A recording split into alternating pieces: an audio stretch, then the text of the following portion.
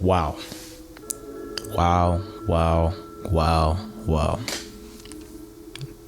The Nuggets did it.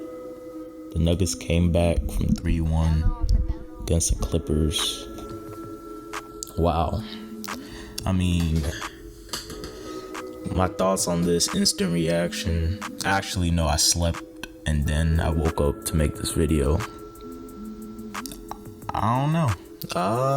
There was always this sense that the Clippers are the more talented team. They are the better team on paper and in execution throughout that series.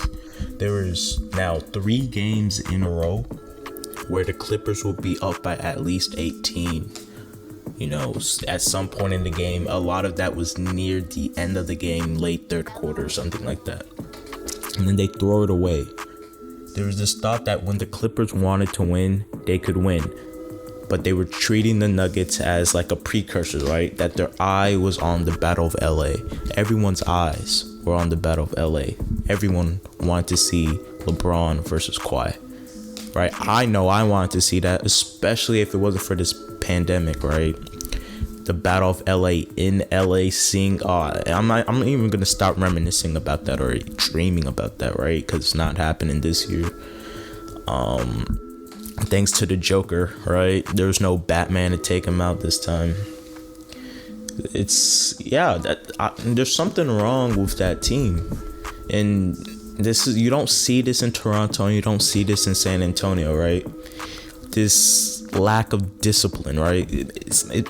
Doc Rivers, right, is 0-3 when it comes to protecting 3-1 leads. How? Or is it 0-4 now? What in the world?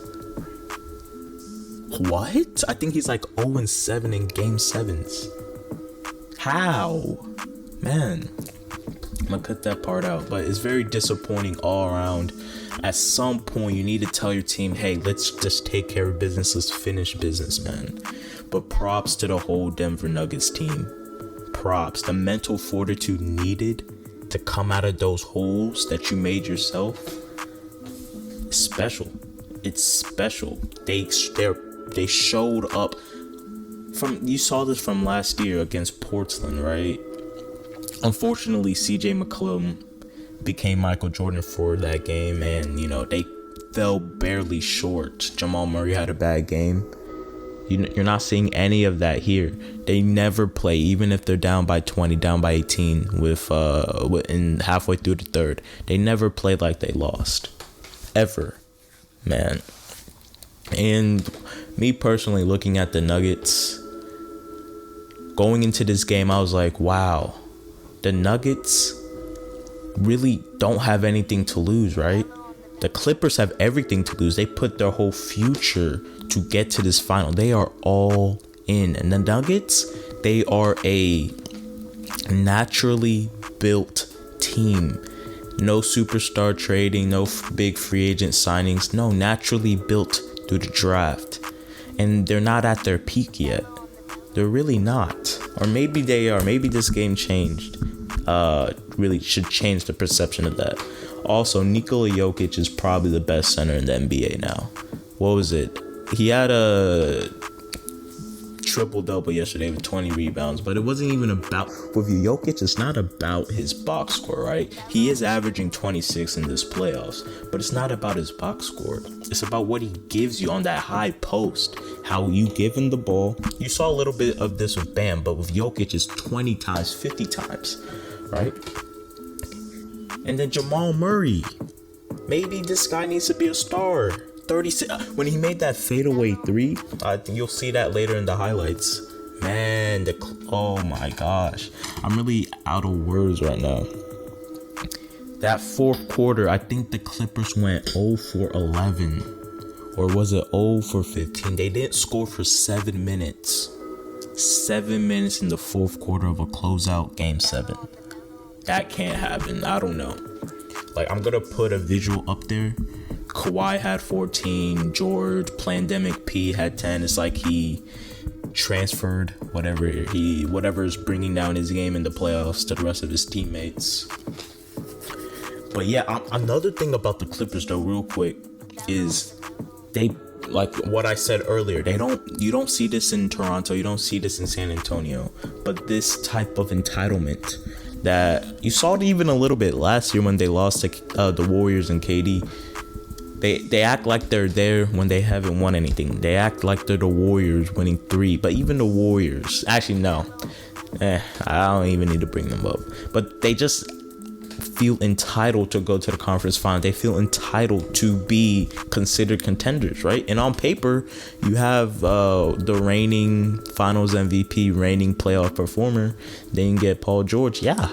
And then that deep team that gave the Warriors a lot of problems last year. Yeah, of course. I don't think you can get mad at anyone for saying, oh yeah, they're the top team. But what this really proves, last thing, I have to bring up LeBron, man. Because overhead narrative was LeBron versus Kawhi. Man, imagine if this was LeBron, Game 7, 14, shooting horrid from the field. It could never happen. I cannot imagine that. He has, but that's like against the Warriors and stuff, man. No, all the stuff that we give LeBron.